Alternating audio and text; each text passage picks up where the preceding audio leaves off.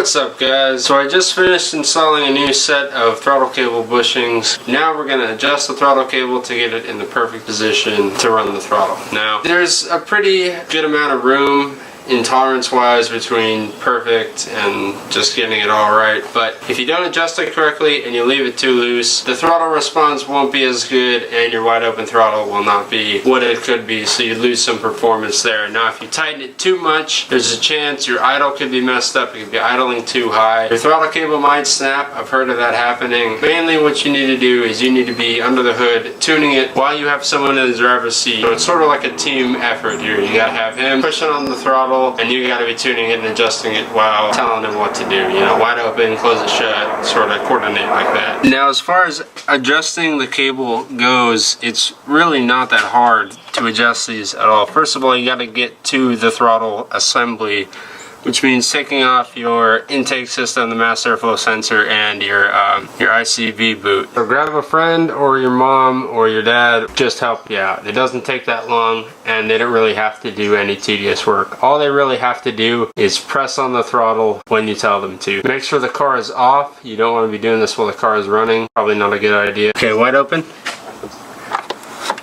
Okay, close it. Open it again.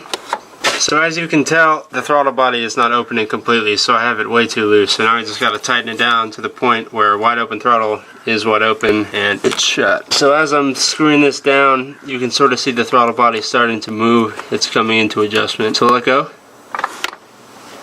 Open. Is that the kickdown plate? Yeah, okay. So close. Open. Close. Open.